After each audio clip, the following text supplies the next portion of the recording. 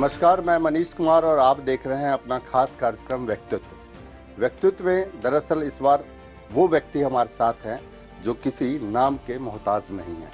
यानी अगर संघर्ष की बात करें तो संघर्ष का दूसरा नाम इनका है।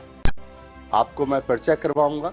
दरअसल उस परिचय से पहले आपको ये बताना जरूर चाहूंगा कि ये व्यक्ति एनएसयू के राष्ट्रीय अध्यक्ष, हरियाणा कांग्रेस के अध्यक्ष और पूर्व सांसद, हरियाणा कांग्रेस पार्टी से पूर्व सांसद भी रह चुके हैं। यानी मैं जिन व्यक्ति का नाम आपके सामने जिनसे आज मिलाने जा रहा हूं उनका नाम अशोक तंवर है। तंवर साहब नमस्कार। नमस्कार, आपको भी नमस्कार, सभी हरियाणा वासियों को भी नमस्कार, आपके सभी श्रोताओं को नमस्कार। तंवर साहब, राजनीतिक सफर बहुत ही संघर्षमय रहा आपका। जेडीयू से बात करें, एनएसयू में राष्ट्रीय अध्यक्ष रहे आप, फिर हरियाणा कांग्रेस में हरियाणा कांग्रेस के प्रदेश अध्यक्ष रहे, एमपी रहे आप कांग्रेस से, उसके बाद पार्टी छोड़नी पड़ी। अब आम आदमी पार्टी में आप शामिल हुए और बहुत ही अहम पद पे आप अभी विराजमान हैं। कैसे देख रहे हैं इस सफर को? देखिए, सफर तो हम साधारण परिवार से हैं, गैर राजनीतिक पारिवारिक पृष्ठभूमि है। कोई घर में परिवार में आज तक सरपंच भी हमारे नहीं रहा था और ऐसे में कुछ विधि विधाता का खेल होता है और कुछ समय परिस्थितियाँ बनती हैं। जब जेएनयू में आए तो ये सोच के आए थे कि पढ़ाई लिखाई करेंगे, आगे देश की सेवा प्रशासनिक सेवाओं के माध्यम से करेंगे, लेकिन रास्ता बदल गया। राजनीति में इन्वॉल्व हुए और मैं समझता हूँ कि एक किसान मजदूर फौजी परिवार से जब मौका मिला तो जो देश की समस्याएं थी, किसान की थी, मजदूर की थी, जो हम रोज़मर्रा की ज़िंदगी में हर देशवासी की जो समस्याएं हैं उसको देखते थे, तो ये था कि एक समय आएगा जब हल करेंगे। और जब मौका मिला कोशिश करी, कोशिश कुछ हद तक कामयाब भी हुई। कई बार रास्ते बदल जाते हैं, तो जो हुआ पहले हुआ वो भी अच्छा था, जो आज हुआ है वो भी अच्छा है और जो आगे होगा वो भी अच्छा है। कांग्रेस में आप विभिन्न पदों पे रहे, आप राहुल गांधी के बहुत ही नजदीकी माने जाते थे। ऐसी क्या स्थिति परिस्थिति हुई कि आपको पार्टी ने बहुत बड़ी जिम्मेवारी भी दी हरियाणा में और उसके बाद आपको पार्टी छोड़ना पड़ा और फिर आम आदमी पार्टी का आपने दामन थामा? और आम आदमी पार्टी में भी अगर बात करें तो बहुत बड़ी जिम्मेवारी आपको दी गई। वो आपकी साइकिल यात्रा, वो आपका संघर्ष जो कांग्रेस को मजबूत करने का 2014 से 2019 का रहा, कैसे देखते हैं? देखिए, कांग्रेस का जहाँ तक सवाल है, मैं समझता हूँ कि आज हम पार्टी से बाहर आ गए तो उसके विषय में ज़्यादा कहना नहीं चाहिए, लेकिन कांग्रेस निरंतर नीचे जा रही है। कुछ ना कुछ तो कारण होंगे। वो कारण, उसकी समीक्षा उस पार्टी को करनी चाहिए। जब मामला ठीक था तो मैं समझता हूँ कि जनता भी चाहती थी, ये देश ने बार बार उनको मौका भी दिया। और आज जिस तरीके का हालात हैं, मैं समझता हूँ कि कांग्रेस ऐसा लगता है कि जैसे दिशाहीन है। कांग्रेस ऐसा लगता है जैसे उन लोगों के सामने सरेंडर है जो दूसरी पार्टियों से साठगांठ करते हैं और कहीं ना कहीं वो देश के लिए भी ठीक नहीं है। एक मजबूत विपक्ष जब विपक्ष में हो तो विपक्ष जैसी भूमिका निभानी चाहिए, लेकिन आज वो विपक्ष की भूमिका भी नहीं निभा रहे। तो ऐसे में नए विकल्प की आवश्यकता है और वो नया विकल्प आज आम आदमी पार्टी अरविंद केजरीवाल जी के नेतृत्व में देश में दे रही है, एक नया मॉडल। और मैं समझता हूँ कि उस मॉडल को चाहे दिल्ली के लोग हों, चाहे पंजाब के लोग हों, जहाँ भी पार्टी लड़ी है, गुजरात में भी एक मजबूत उपस्थिति हमने दर्ज करवाई है। और देश के किसी भी कोने में आज आप आम आदमी पार्टी का नाम लें तो लोग उम्मीद के साथ देखते हैं, विश्वास के साथ देखते हैं। और जिस पार्टी के साथ उम्मीद होती है, विश्वास होता है, उसका भविष्य उज्जवल होता है। दिल्ली में आपकी सरकार है, पंजाब में आपकी सरकार बनी। पंजाब में सरकार बनने के बाद आपने हिमाचल में भी पूरा जोर लगा के पूरी मेहनत के साथ आपने चुनाव लड़ा, गुजरात में भी लड़ा, उत्तर प्रदेश में भी लड़ा आपने, लेकिन एक गुजरात को छोड़ के बाकी किसी राज्य में आपको सफलता नहीं मिली। हरियाणा में आप पुरजोर तरीके से काम कर रहे हैं, आपका संगठन काम कर रहा है।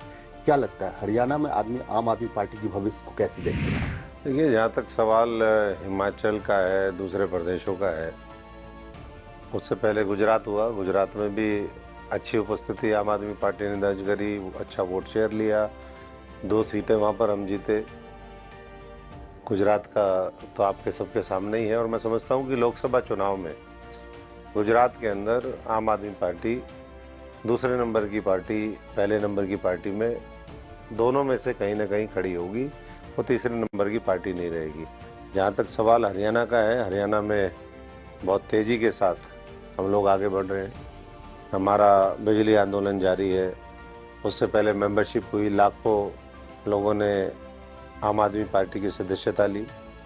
उसके बाद दूसरे कार्यक्रम हुए। जिस भी मुद्दे को आप ले लीजिए, किसानों का हो, कर्मचारी का हो, गरीब मजदूर का हो, महिला उत्पीड़न का सवाल हो, नौजवानों के रोजगार या सीईटी का मामला हो, अन्याय अत्याचार के खिलाफ लड़ने की बात हो, स्कूल बंद हो रहे हैं तो स्कूलों की लड़ाई, अच्छे स्कूल भविष्य में बने, अस्पतालों का मामला है, और जो एक यूएसपी है आम आदमी पार्टी की, भ्रष्टाचार के खिलाफ लड़ाई, वो मजबूती से हमने लड़ी।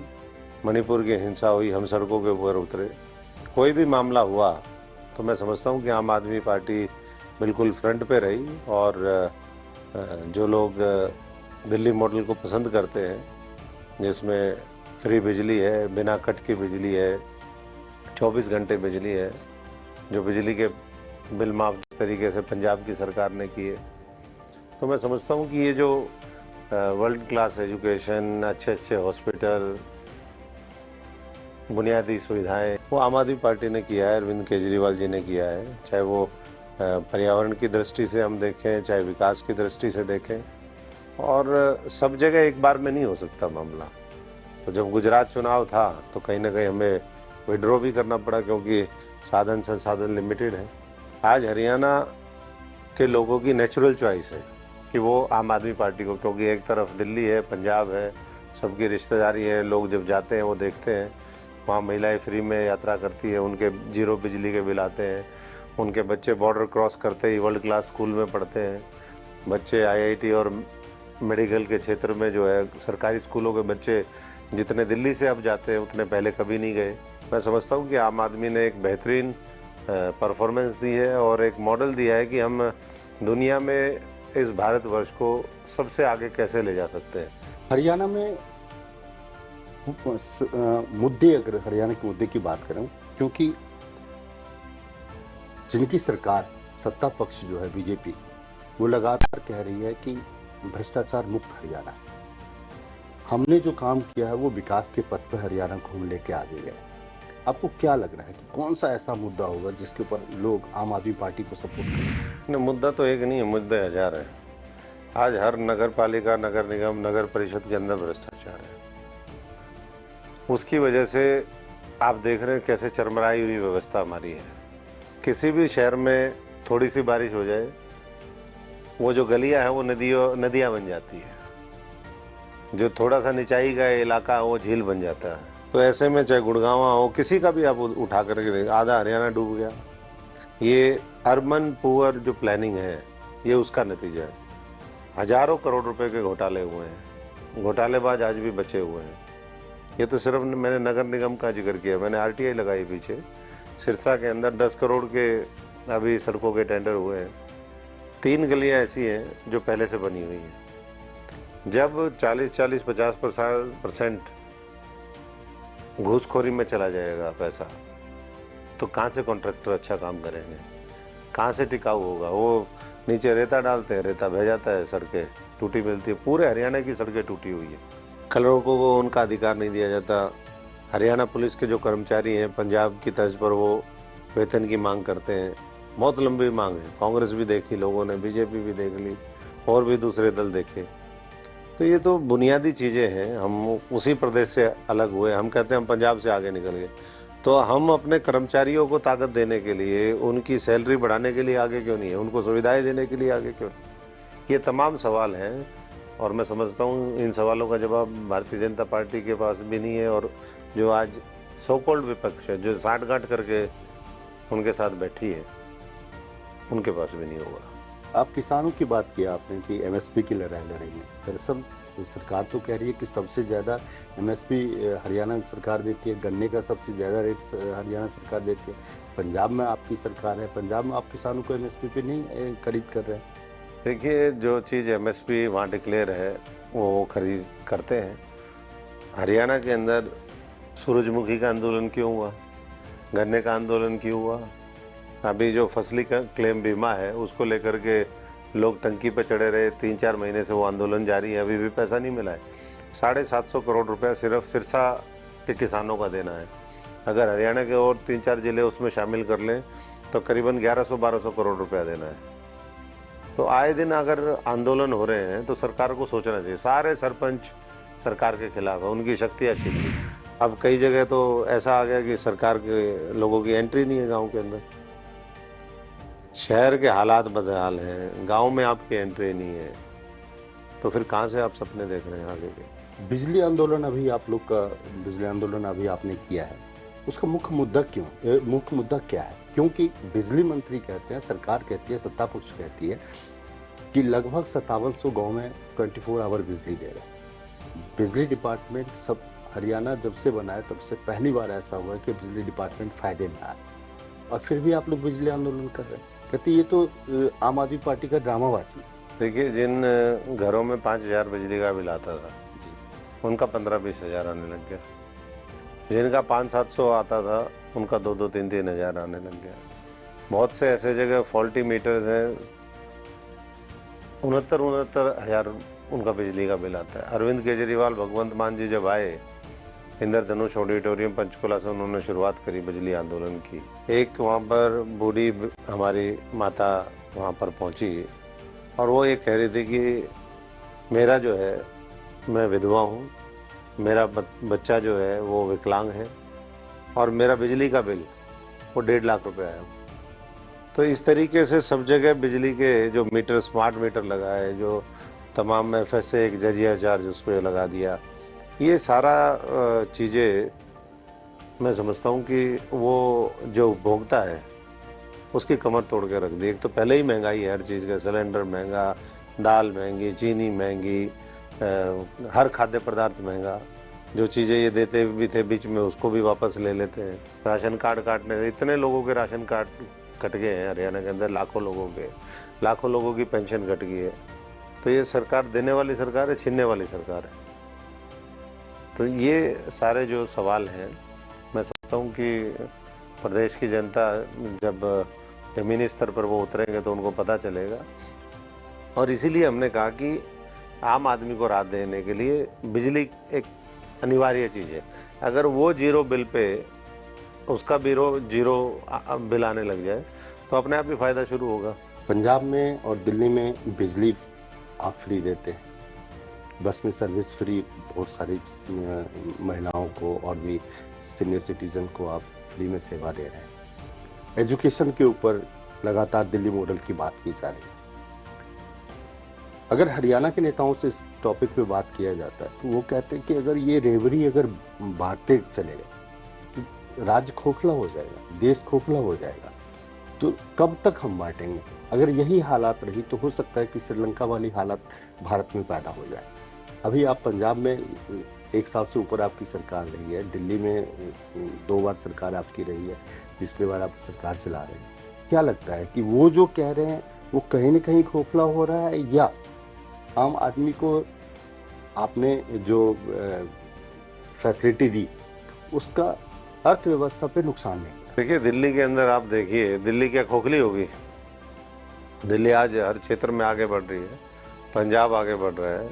हमारे किसान को ताकत देना, उसकी फसल को उचित मूल्य देना, हरियाणा के 25 लाख लोगों को, नौजवानों को रोजगार देना। आज भी 1,80,000 सरकारी नौकरियां बची हैं। जो कच्चे कर्मचारी हैं वो पक्के होने के लिए आंदोलन करते हैं। गैस टीचर लंबा मामला हो गया, 20 साल 25 साल होने वाले हैं उनको, आज तक पक्के नहीं हुए। लेकिन आम आदमी पार्टी जहाँ भी जाती है, जिस स्टेट में भी हमारी सरकार बनी, वहाँ उनको पक्का किया गया, उनके साथ न्याय किया गया। तो इस तरीके से कह देना कि ये जो रेवड़ी कल्चर, रेवड़ी नहीं है, ये असली मायने में एम्पावरमेंट है, empowerment of millions of Indians. और मैं समझता हूँ कि आज उसी की आवश्यकता है कि जो लोग हैं जिनको अवसर नहीं मिले, जिनको वो सुविधाएं नहीं मिली, उनको हम वो सुविधाएं दे करके उनको आगे लाने का काम करें। इन तमाम मुद्दों को लेकर जब आप जनता के बीच जा रहे हैं तो क्या लगता है कि आम आदमी पार्टी जिस जगह की तलाश में हरियाणा में घूम रही है, उसको तलाशने में अब तक कितना कामयाब है? नहीं, हम तो बहुत सफलता के साथ आगे बढ़ रहे हैं। हम जो प्रोग्राम अभी तक शुरू किए, मेंबरशिप में हमें बहुत अच्छा रिस्पांस मिला, लोगों के बीच में संघर्ष कर रहे हैं, उसमें लोगों का आशीर्वाद मिलता है। लोग कहते हैं कि हमने सबको देख लिया, आम आदमी पार्टी को देखेंगे। हाँ, और लोगों को ये भी पता है कि आम आदमी पार्टी जो कहती है वो करती है। लेकिन कांग्रेस तो अनेकों प्रकार की यात्राएं कर रही है। राहुल जी भारत जोड़ो यात्रा किया, अब भूपेंद्र सिंह हुड्डा जो है वो हाथ से हाथ जोड़ो यात्रा, विपक्ष आपके समक्ष कार्यक्रम कर रहे हैं। आप कैसे देखते हो? क्योंकि कांग्रेस तो बिल्कुल, भूपेंद्र सिंह हुड्डा कहते हैं कि इस बार तो सत्ता हमारी। देखिए, सत्ता तो पिछली बार बनती, क्योंकि उस समय साइकिल चली, हम पैदल चले, रोज़ मेहनत करी।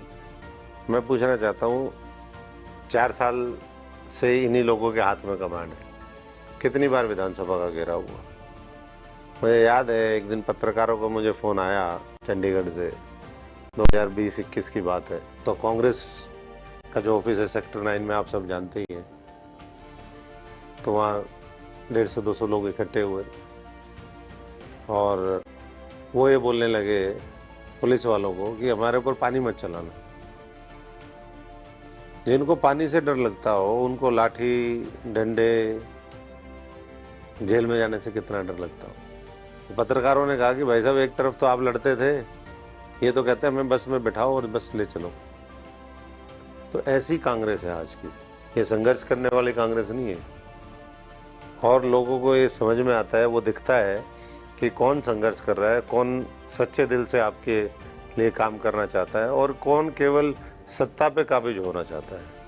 मेरा सवाल इसलिए था कि क्योंकि आप आम आदमी पार्टी में कैंपेन कमेटी के चेयरमैन, और कैंपेन कमेटी की चेयरमैन होने के नाते बाकी दूसरी पार्टी जो है वो लगातार हरियाणा में, चाहे वो पैदल यात्रा करे, इनेलो के अभय चौटाला जो है वो पैदल यात्रा कर रहे हैं, कांग्रेस विपक्ष आपके समक्ष कार्यक्रम कर रही है, तो आने वाले समय में आम आदमी पार्टी की किस प्रकार की यात्राएं हो सकती है? देखिए, आम आदमी पार्टी पहले जैसे खेत में बिना हल चलाए, बिना तरीके से काम किए, बिना, उसका एक प्रोसेस है, वो सुहागा चलता है, कई चीज़ें उसमें होती हैं, बीज बोए जाते हैं, पानी दिया जाता है, उसको संभाला जाता है, उसमें अगर कोई बीमारी आ जाती है स्प्रे किया जाता है, तब जा कर के फसल लहलाती है। ऐसे ही राजनीति में अभी हम ज़मीनी स्तर पर काम कर रहे हैं, बीज बो दिए आम आदमी पार्टी ने, धीरे धीरे उसको संभाल रहे हैं। और मैं समझता हूँ कि अगले 2-3 महीने में आम आदमी पार्टी न बीजेपी से कम रहेगी, न कांग्रेस से कम रहेगी। पब्लिक के सामने जो है हम मजबूत विकल्प और विपक्ष दोनों दिखाएंगे, और लोग जो है वो अरविंद केजरीवाल जी का झाड़ू और जादू दोनों चलेगा। क्योंकि दरअसल ये जो समय है वो बिल्कुल चुनावी मोड पे है। 2024 सामने है, लोकसभा की मैं बात करूं, और फिर उसके बाद हरियाणा में विधानसभा चुनाव की भी होनी। लोकसभा चुनाव में जिस कांग्रेस के खिलाफ आप और जिस भारतीय जनता पार्टी के खिलाफ आप मैदान में आ रहे हैं, दरअसल उन्हीं के साथ अगर मैं बात करूं तो इंडिया वर्सेस एनडीए हो गया। अब इंडिया में जहां पे पहले यूपीए था, उसका नाम इंडिया हुआ। कांग्रेस के साथ आपकी पूरी लड़ाई रही, चाहे वो दिल्ली की बात करें, चाहे वो पंजाब की बात करें, चाहे वो हिमाचल की बात, कहीं भी बात करें।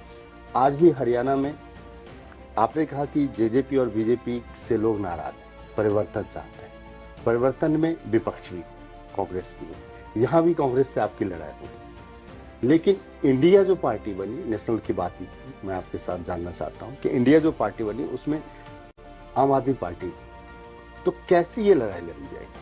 नहीं, लड़ाई देखिए, जहाँ देश की बड़े मुद्दों की बात हो, देश बचाने की बात हो, लोकतंत्र बचाने की बात हो, हिंसक घटनाओं को रोकने की बात हो, आज जिस तरीके के हालात हर वर्ग दुखी है, उनके लिए मिलकर के संयुक्त लड़ाई लड़ने की आवश्यकता है।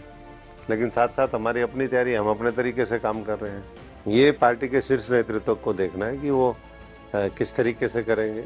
मीटिंगें, एक दो मीटिंग में आम आदमी पार्टी भी हिस्सा रही इंडिया का, और भविष्य में मैं समझता हूँ कि हमारी शुभकामनाएं भी हैं कि देश के लिए सब अपनी ईगो को त्यागें, अपने व्यक्तिगत हित को त्याग करके और राष्ट्र हित के बारे में सोचे, प्रदेश के जनता के बारे में सोचे। और अगर वैसे समीकरण बनेंगे तो मैं समझता हूँ कि आम आदमी पार्टी तैयार है।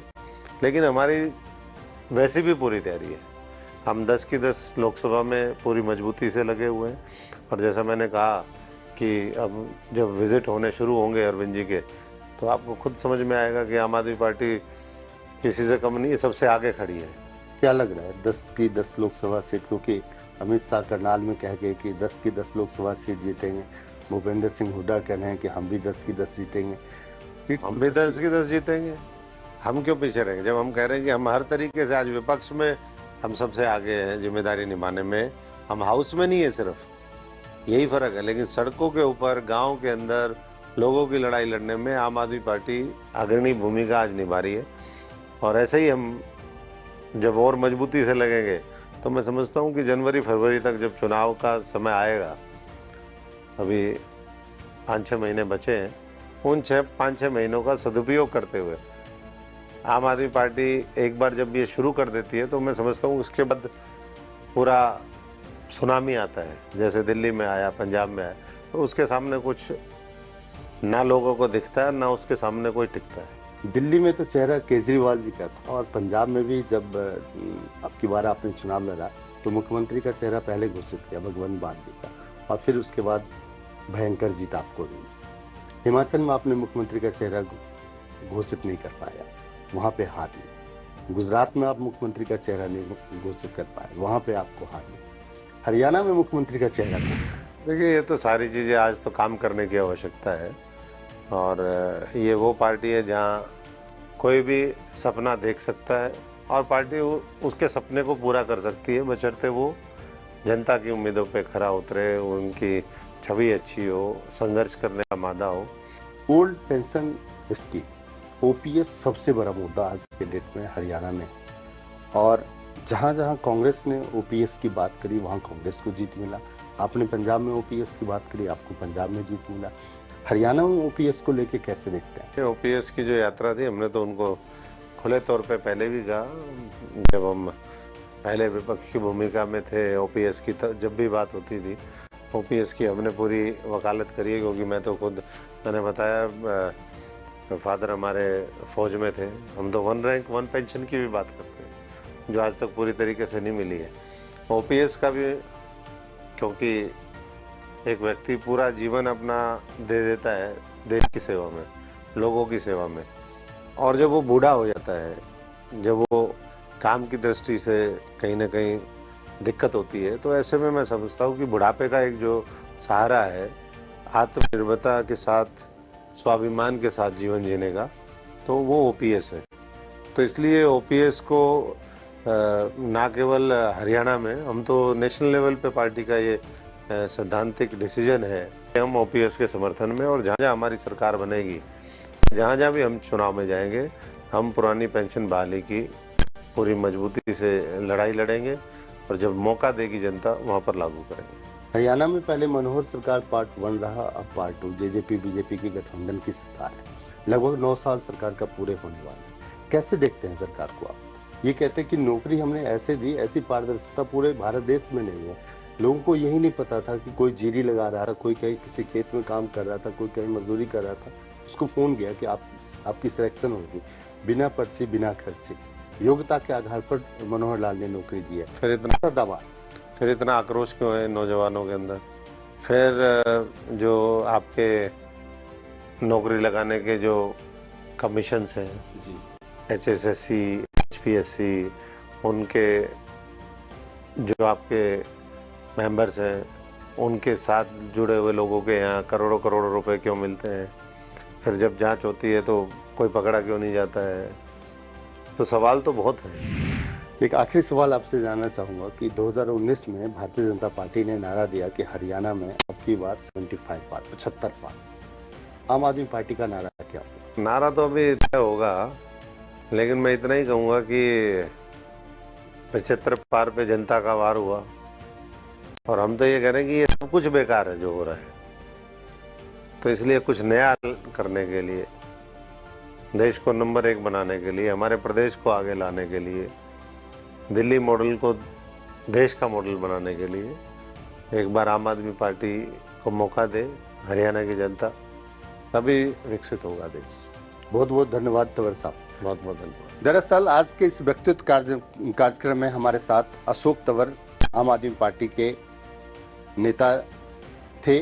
वहीं पे तमाम मुद्दों पे इन्होंने बताया कि आम आदमी पार्टी के लिए मौका चाहिए, क्योंकि आम आदमी पार्टी ने दिल्ली मॉडल में करके दिखाया। और पंजाब सरकार में अगर भगवंत मान की बात करें तो जो कच्चे कर्मचारी थे उनको पक्का किया गया है, वहीं पे बिजली फ्री दी गई है, क्योंकि आम आदमी पार्टी वही वादा करती है जो निभाती है। अगले कार्यक्रम में फिर किसी नए व्यक्ति के साथ इसी तरह व्यक्तित्व कार्यक्रम में जुड़ेंगे। तब तक के लिए आपका बहुत बहुत धन्यवाद।